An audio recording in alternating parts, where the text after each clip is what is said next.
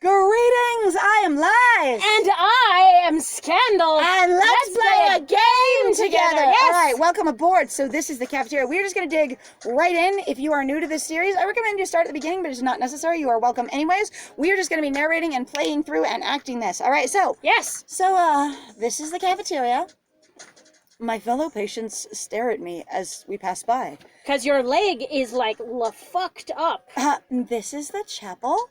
She says, I love the idea that she does stop, walk around to the front of us, and tell us this. Like, I understand they just want to put her on screen. Like, I understand that that's a game convention. They want to put her on screen.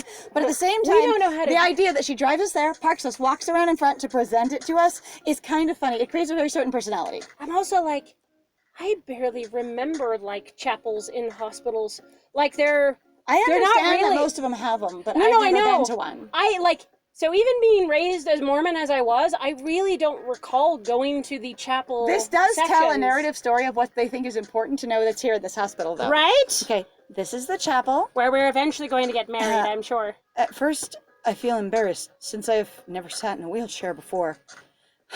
And this is the main lobby. Which you didn't see coming in. God, you must have been, like, completely... You were a mess. You didn't even remember. We didn't even know where we were. Like, we got wrecked by this. Yeah. Like, it cracked our leg into pieces, and we just got knocked out, blacked out completely, and our brain went, we do not want to remember that happening. Bye! Oh, bye! Bye! Which honestly might not be a bad idea. But then I realized we're all the same.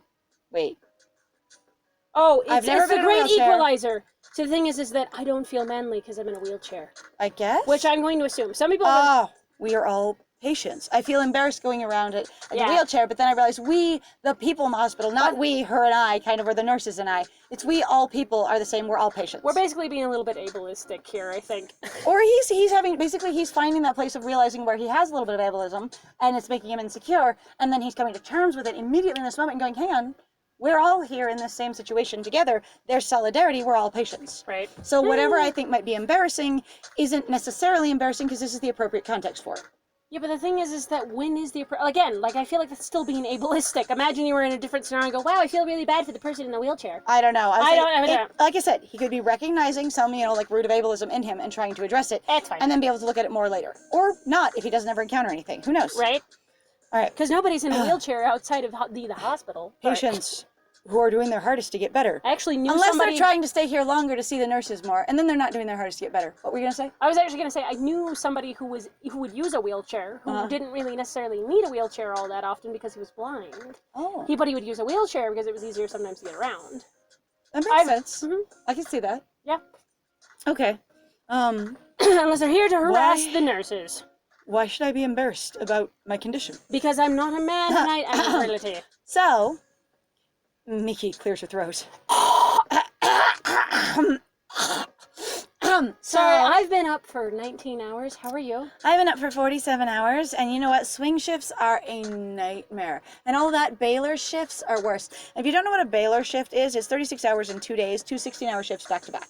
And when I say it's back to back, it's like a Saturday, Sunday, 16 hours on worked on each shift. Right. So you usually get about 6 hours of sleep between them.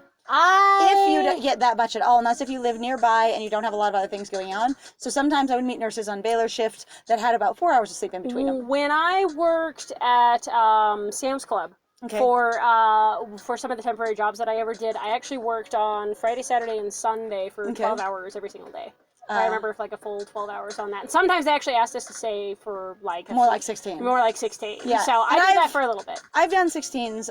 My friend has been there while I did 16s in management. Yes. And they were usually between 14 I was there too, working to 16. Sometimes. No, I know. I was between 14 to 16 because it was me trying to get all the work done and keep up with everything, as well as in manufacturing. If anyone doesn't show, since you have very specific numbers doing the areas, a lot of times the leadership will fill in or just manage those smaller numbers to help everyone basically be able to meet all the requirements for the machinery. Right, because especially in terms of like manufacturing, so what we've talked about for that is that you really do have a specific set number of people. You cannot have extra people. And you can't have less people because if each person fills one station, then you do not have one person, that station's not filled. Now there are ways to make it work, but you do have to pour the workload onto other people. Anyway, that wraps up our mini tour. Did you enjoy it? I would have actually liked to have been able to see all the different architecture. Like I would have loved to see the pictures of the rooms, but maybe we won't spend any time in those rooms. But if we were going to see them later, I'd have liked to see them now. It would have been fun. Right. I'd say, what should I tell her? Do you need to You're a wonderful tour guide. You could have done better. Oh, those are so dichotomized. Whoa, like, holy crap. that's an extreme. Especially since I was having what sounds like a lot of me as Mr. was having a lot of my own personal experience of going, how do I feel in this wheelchair? What is my insecurity? Oh, we're all patients here. Let me sort of get used to being a patient, being disabled right now, and being in a mobility device, a wheelchair. Right. And going, that kind of thing. So I would tend to say she's a wonderful tour guide because I hadn't thought about it at all. And someone knocks me out of my thoughts going, what did you think of that? I tend to default positive because I don't have a genuine opinion because I didn't pay that close of attention. Right. Because that didn't sound like we were paying very close attention. Would you agree? At all. And also at the same time, too, sometimes for nurses, like as far as I've ever seen where people like will sometimes will like share things around, it's like, it's okay if you don't remember this, it's all right. You can always just ask someone else. Right. But I mean, this is also so new of us just figuring out where we are and stuff. Like, he went from hot dreams and aspirations, my big game, to hot nurses. And he's not even thinking about hot nurse here. He is really introspective based on that contrast. Right. Of he's forgotten about the, quote, hot nurse leading him and gone, I'm thinking about me and my experience with my body and my experience socially of being seen by all these other people in this condition. Right. So I would tend to say he would go, you're a wonderful tour guide, because he doesn't really have an answer. Yeah. All right. Because he doesn't know what happened really. You're a wonderful tour guide. You explained everything in superb detail. That's laying that on a little thick. Why, thank you for that compliment. Miki gives me a smirk. I used to read a script when I was doing tours, but now I come up with words on the spot. I learned the script. Like, it's like in the Final Fantasy one of, I have read the script. Do you call that a warning? If you haven't seen our Final Fantasy playthrough, if you like bigger games, we really are. It's funny. Yeah, Some of it is really funny. Some of it's really fun, but also it's really funny. All right. Yes. It's more fun to improvise, right? Anyway, music change. Woo! We have shifted. Immediately. My dudes, the tone is Heel shifted. turn. Ding, ding, ding, ding, ding, ding, ding, ding. Oh, is it going to be you need to take your medication now? It actually beeps. I love it. That's adorable. Oh, That's that's the announcement before What? the entire hospital beeps through the halls like a cell phone alarm. What? And then there's a PA. What? I would be so confused if coming from a loudspeaker around the hospital was like a little cell phone wake up alarm. Oh, can you imagine how many people going, my The phone, surrealness, my phone. everyone looking at their phones, looking at each other's phones, and then suddenly, this is your hospital personnel. Now that we have your attention, because we know you pay close, you monitor your devices closely. Oh, God. Please listen I'd to be like, this this man. hospital's such a shit, Lord. You're Oh, such God. an asshole. It's so I'd be great. like, yes, yeah, we got you to pay All right. attention. A voice rings out from the loudspeakers. Paging Nurse Mickey. Paging Nurse Mickey. Is she They call going you. Is Mickey your last name? Is what I want to know. You are needed in the intensive care unit. Her. Oh dear. Aww. And just when we were starting to have fun. I You guess, were leaving? as I've been on.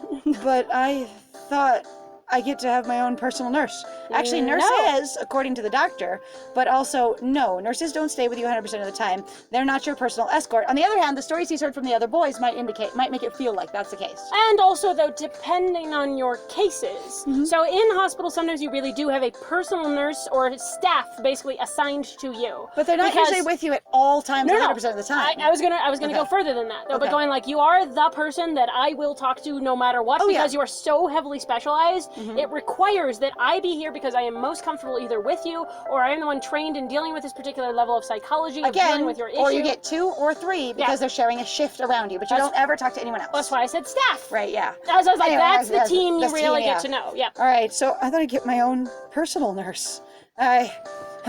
Sometimes you gotta learn how to be on your own. I just ripped my leg apart! It's true. We're not slaves, you know.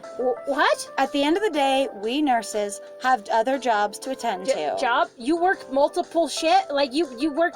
But considering actually how badly nurses get paid, I guess that's reasonable. Or You know, when she says other jobs and to then- attend to, she just means other patients, I imagine, or other responsibilities within this one job. Maybe. I also don't know, work at one the after pharmacy, the who other, that knows? sounds like basically she has 2 jobs. Oh, God, I have no idea. That would be awful. I would doubt it, but that's just me. I think that's probably just a linguistic thing, but you may be right. We'll keep an eye on that one. All right. We'll put a pin in it. Put a pin in it. All right. She puts on a devilish smile. You're not gonna miss me, are you?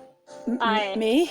What? No, I just don't know how to use a wheelchair to get myself back in. And I don't actually, remember how to get back I to my remember room. when I was younger, my brothers and I actually sometimes would try to wheel ourselves around in wheelchairs once in a while because it was interesting. It's challenging. It is hard though. Like my God, like big major props to somebody who actually does spend a lot of time doing that, especially if you've never been exposed to it. That is fucking hard. Yeah, if it's the larger wheel, you're rolling it yourself kind of thing. I did try that when I was like young high school. There was they had one at school to basically help people, like at my brother's school, because I didn't go to regular high school. But at my brother's high school, they had one for a while to basically let people sympathize with other people who had different limitations. Right. And they would assign it to kids for a day. Oh, wow. I don't know why they were doing that, but it actually might have been because my brother was actually in a wheelchair for about 6 months of his senior year because he had a spinal malformation that they had to correct. So he was in one of those corsets from like the hips to the chest. Okay. So he had this like hard molded plastic corset and was in a wheelchair for a while because they adjusted basically an experience in his spine. Right. And then had to have it heal in place. Right. And so that I say, I think now that I'm older, I'm thinking it might have been an experience of they brought the wheelchair in to help other kids, connect with the one kid in the wheelchair who was in their school because he was then the one kid in the wheelchair. Right. And he had been, band kid, cool, he was into a lot of stuff. He was pretty cool before that. It was very sudden, surprising for someone who was sports and band kind of thing. And then to suddenly suddenly be in a wheelchair. Ooh, yeah. And it was for months, that miasmic time frame of it's not a few weeks. It's most months. of your school year. Yeah. Ouch. And so a lot of them were like, that's just his life now. And he's like, no, it's changing, but it's just a long period. Right? People are like, no, this is the, you're like, whoa. Watching my mom help him get into that big plastic strap-on like corset, like medical corset, was an ordeal for a while. It was amazing. Wow. That's Anyway, so wild. that could have been the wheelchair thing, but yeah, they are hard to roll and they take some work. So props to all of you. Upper arm strength, like, yeah. Yes. Okay. What? You're not one of those wide-eyed lover boys who's gonna be too clingy, are you? No, of course not. In fact, you can get out of my sight right now. Bye. Overcompensate. We overcompensate. A lot. I think we are seriously overcompensating, my dude. I feel my cheeks get warmer. Why am I blushing? God, I'm like... You're super awkward. Nikki giggles, and I don't like it one bit. Although I have to admit, she sounds kind of cute. Why don't you like it? I mean, honestly, what she'd be like... Because she's laughing at me being stupid, I think. That would be my guess. I mean, that was a dumb thing to sort of be like, no, but my personal nurse. I'm like, But sometimes, you didn't even take him back to his fucking room. Sometimes you don't want people to laugh at your blunders, even though you think they're dumb. It just rubs it in if they do. I guess. I'm assuming that's the tone. I don't actually know. Well, that's the thing, though, too. I'm like, I can't. We've always had this problem, obviously, with visual novels. What is it? What is the What am I tone? trying to communicate emotionally? I got nothing. Huh. Well, I guess I'll be seeing you later. Hope you find your way back to your room just fine. Maybe in a few hours. If you're still lost by then, I will help you out and take you back.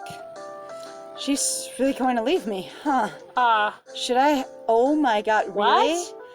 I think a lot of this is going to be based on what your male friends have told you that have been here, and them exaggerating or going on about basically the function of nurses as sort of, pardon the term, as sort of a sex object, as a personal, experience with a woman.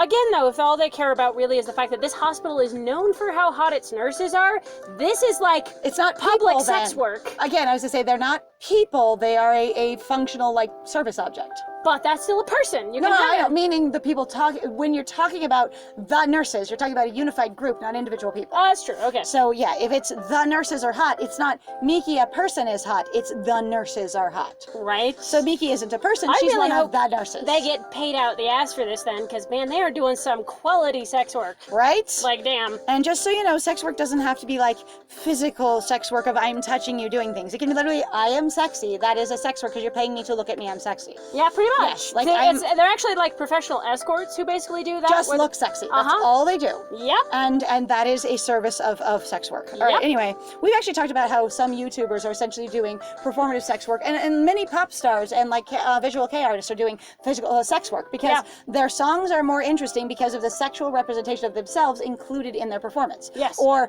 their acting on YouTube is more interesting because of the visual representation of them as a sexy, attractive person. Which is not to say that it's bad at all. Oh, that is not at all something bad. that There's actually nothing wrong with sex work at all. It's literally like what Dita Von Teese does, if any of you guys actually know who she is. But that is a thing that she does. She is a visual performer, and she is interesting because she specifically spends so much fucking time looking attractive and being aware of where she basically actually is more socially seen as presenting attractive. herself sexy. Yes, Like exactly. she sells presenting herself sexy. Now she also does stripping, but her career has gotten a lot bigger with her clothes on as a sex worker than with them off. And so that's very interesting. So I just want to specify, 1, sex work completely valid. 2, sex work doesn't have to involve sex, only sexual attraction, interest, and you're willing to pay more or give more of your time to it because of that attraction or interest. So there. All right. Should I ask for a goodbye hug? Is that how nurses work? I have never nursed before. Ask me for a goodbye hug. No. I feel like that's too awkward and too quick for me. So it's like, based on the awkwardness of this character so far, I feel like I'm not going to choose that choice. I don't care if I have the gems. So unfortunately, I have been that person where sometimes you're just like watching this other person go like, well, can I have a hug? And you're like, you're leaving me. Oh God, can I have a hug? Yeah. Yeah, and it's... I don't really want to play him that way. No. I'm not saying to play him like that. I'm saying, like, for me personally, it happens I sometimes. have been that person I've been basically, for me, in some ways, receiving end of on the receiving end of that, and I find that to be incredibly... And they go, oh, can I have a hug? And you're kind of like, I don't fucking know you. But also in regards to this sort of thing, so the reason why I'm saying I hope she gets paid out the ass for this sort of thing is because this happens a lot in retail, particularly with a lot of women, where they cannot, basically, for the most part, really socially say no, because people then basically will go and I will leave you a bad review, I'll talk to your manager about you, and people you were rude to me because you wouldn't hug me. Yes. You gave bad customer service because you wouldn't hug me. Except that in a lot of cases also, too, people literally won't explain that that's what was going on. They just go, they were just rude to me. And then if you, in that position, and I've actually had to mediate this between some employees before, because I've been in management. If you watch our other videos, you'll hear me rant about that occasionally. Yes. I was just say, but this experience of going, one person expects another person, dominantly a female person or a woman, identified individual, going to give them more physical affection or access than they want to give to them. Right. Or just because they're a woman, going, well, she, basically she was rude to me, and it's really embarrassing a lot of times for her to explain, he asked me to hug him, I said no. Yeah, I remember and then the men that I have experienced, and this is specifically just to me, not a general statement, of going, have often been in the, well, yeah, what's wrong with a hug? Or, well, she was just really dismissive and aggressive, and going, it made sense in the moment. And they get very defensive of her getting defensive. And honestly, the way I usually diffuse it is going, look, this is a workplace, we don't need to have contact. And it's not about either of you personally, and neither of you were in the right or the wrong, because this is not the place to have those politics. You should have had them in your sexual, harassment orientation before I took charge of you. Yes, you just don't touch people. That is the way actually to just avoid all that entirely. Yes. But I remember actually there was a couple of people that I remember at work that a couple of people specifically got really upset about, myself kind of included, because it was just like, and I actually got into an argument with somebody at one point. It was just be like, don't touch me. Like, I was so tired of it because it just... I'll come up to you, I'll just put a hand on your shoulder, and put an arm and next it was to you. really unexpected, like I didn't even know you were there, and it would be this weirdly, like, super intimate, like, reaching around, very physical, and you're just like, whoa! I'll put my arm around your waist, lean against you, it's a weird thing. You're like, hey, and they were like, whoa, excuse me, like, and at one point, it was just like, I had enough of it, because this one particular person I remember at work just kept touching me over and over and over again, and finally I had enough of it, and I liked the guy, like, he was a nice guy. A good coworker. Totally friendly, like, everything, but I was like, dude, please stop fucking touching me. And he was like, I'm really sorry. And I'm like, please. You just need to stop. And that's kind of thing. Okay, so I'm just going to let her go. Yeah, I feel like that would be too awkward for me personally. It's too creepy. If I asked for a hug, she might think I'm a weirdo. It's not necessarily creepy, it's overly familiar. Yes, it's just overly familiar. Like, if you're really close to a patient, you absolutely hug them. Yeah. Absolutely. But when you've just met them and you are very unfamiliar with it, so a lot of this sort of stuff, of these kind of interactions, especially in dating games, for me, the reason I will turn down more interaction or get put off by really direct interaction is because it's a level of familiarity that I take longer than that to warm up to people. Yes. And I take longer than that to feel that close to and open with people. And so for me, if I'm projecting myself on it, I'm going, it's too soon. It's too immediate. There's also in some ways where what I feel like starts happening, particularly like even where I'm just watching this, there seems to be an aggressive amount of where you go, if you're going in for the more aggressive like man character, whatever that is, even like in the Arcana. Okay. Like if we had that was like, let's talk about Julian, right? Okay. For what we've run into. He was aggressively really physical. Okay, yeah. Really quickly and really abruptly. Yeah. Where both of us, so you can go back and go listen to it, we were like, really whoa! like, whoa, hi, what the hell is going on? Other characters trying to touch us really directly obviously we were like, hey, whoa, we don't know you. Right. And we don't have any cultural context for this. Right. So some of that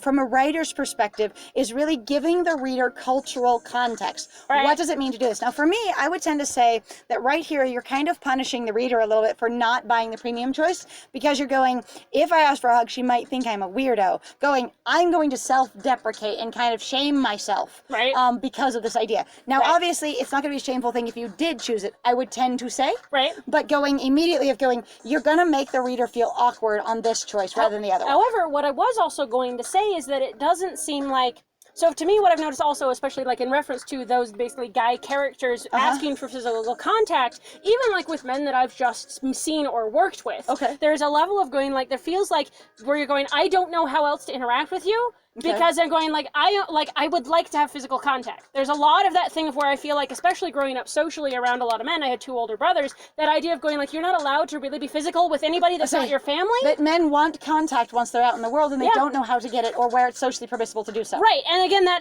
also there's this idea too of going like, the only time you're allowed to have physical contact is if it's with a romantic and or sexual partner. Right. And that's it. Like, or interests. Or again, like I said, just your family, right? You can hug your mom, right? You can hug your dad, but you can't hug your dad too long because that's really stupidly weird, right? Unless it's an extreme circumstance. Right? Or A death in the family. Right, exactly. Anyway, so we're going to wrap this up right here because we're going to keep these episodes right about 20 minutes for the algorithm, but also for your convenience. Yes, because we go into a lot of different topics, and sometimes we spend a long time at doing these, which is why I always think it's really funny where somebody's going, you're just showing off the video, and I'm like, am I showing off the game?